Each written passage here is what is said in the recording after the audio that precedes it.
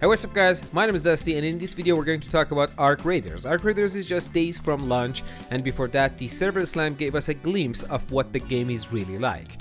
In this video I want to talk about the purpose of the server slam and what it actually taught us as players. I'll be sharing my personal take on what stood out to me, from combat and movement to progression to the little things that make the game feel exciting.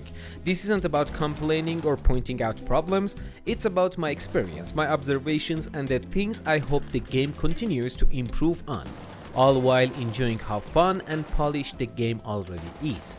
If you're curious about what the server slam showed us and you want to get a sense of the game before launch, stick around. This is my perspective on what the event taught us and why I'm even more excited to jump in.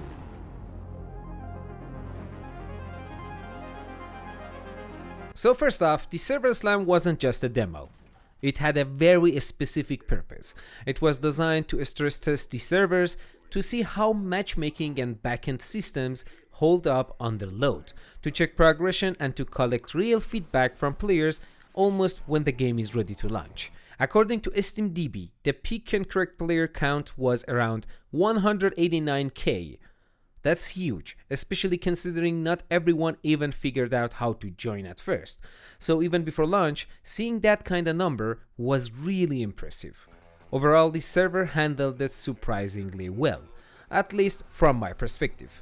During my 35 hours of gameplay, I didn't encounter any desync issues. No bullets failing to register, no weird interactions with items, no ghost hits, nothing that would make me question the competitive integrity of the game. For me, desync is one of the fastest ways a shooter loses its appeal. So seeing the servers holds up was really reassuring. That said, I did notice constant little yellow and red alarms on the right side of the screen, as you can see, indicating packet loss or network fluctuations. I know some other players reported more noticeable packet loss as well. My hope is that the devs will eventually add a network overlay or a setting that something that shows your actual ping and packet loss, so we can monitor it ourselves during matches.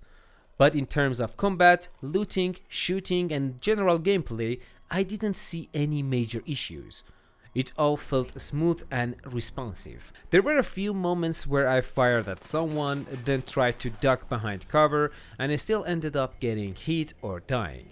It's hard to know if this was just my ping or a little network jitter, but honestly it didn't happen enough to ruin the experience. Now, one of the moments that stuck out to me was a fight in a bunker spawn point close to one of the elevators. I was on the left side of the cover, engaging a player who was near the bottom of the staircase. I fired a few shots, pulled back, and then suddenly he appeared on the stair in a way I couldn't predict. Because Arc Raiders doesn't have that peak limitation system like some other third-person games, like a Scum for example. You can always see people when you're just staying behind the wall. It was a little frustrating, but at the same time, it's exactly the kind of feedback that a server slam is meant to catch. Another small thing I noticed was rendering with binoculars. Occasionally, when I'd zoom out after scouting an area, some objects would re-render slightly delayed.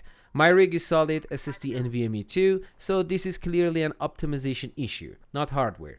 But it never broke gameplay, and honestly, it's a minor thing in the grand scheme.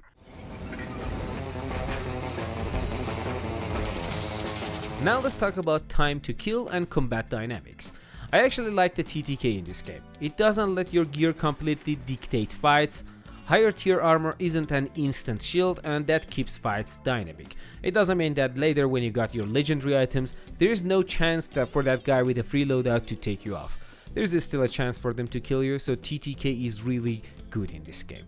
That said, because it's a third-person game, you can sometimes peek from cover and immediately get shot by someone popping out, who can retreat almost instantly. In some close quarter situations, this can feel awkward or out of control. One idea to balance this would be a tiny vulnerability window after taking damage. Real tiny, not a full shield, but maybe a brief delay before you can be damaged further, just long enough to react.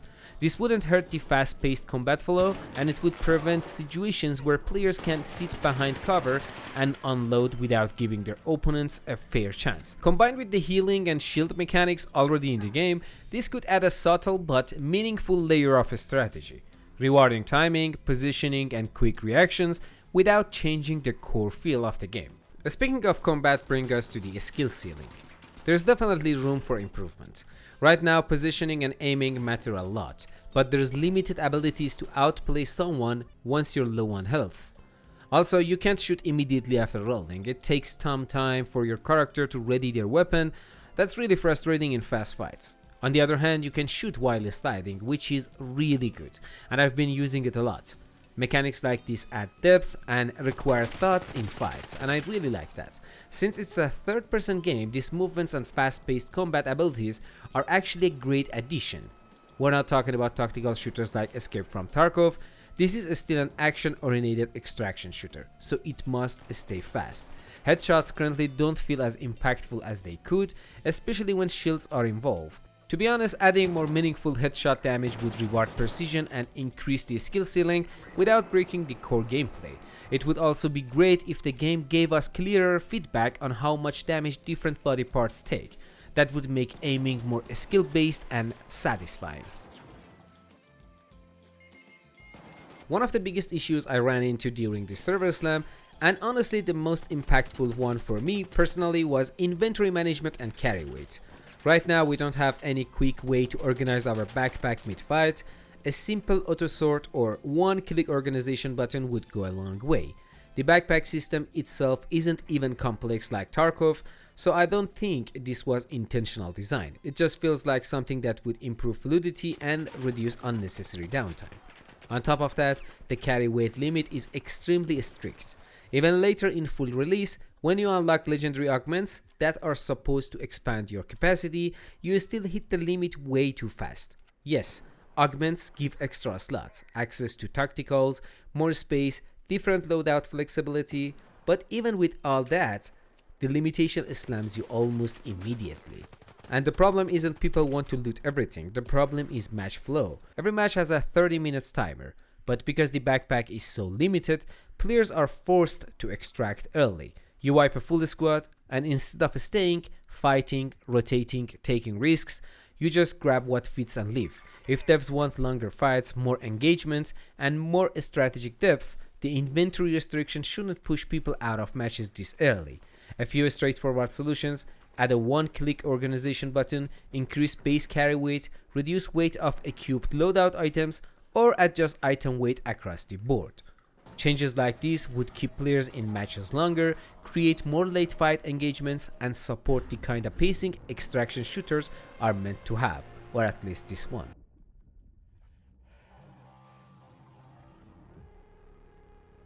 Another important thing that we need to talk about is the game's long-term replayability. I hope that over time they just keep adding new maps, quests, and maybe some unique gears to keep the gameplay feeling fresh. But on the other hand, on the graphic and optimization side, the game runs incredibly smoothly. I didn't encounter any major FPS drop or stuttering.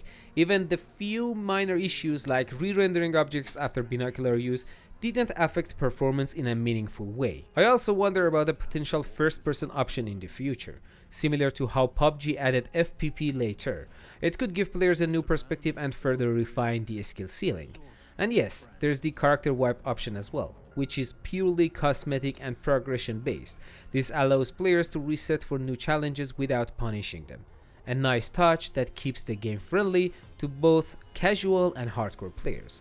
So overall, my experience with the server slam was positive. The server held up, combat felt responsive, loot and mechanics worked well, and most minor issues are fixable.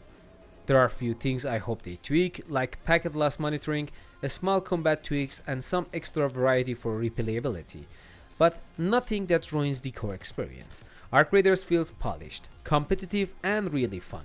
I'm hopeful that with the final week before launch and beyond, these little adjustments will make the game even better. For me, this is a title I'm excited to play for months, and I think many of you will feel the same. And that's my take on the server slam. My personal experience, what I loved, and what I hope improves. I want to hear from you now. What did you notice during the server slam? Drop your thoughts in the comments and let's talk about it. See you guys at our next one. Thanks for watching. Much love, and as always, peace out.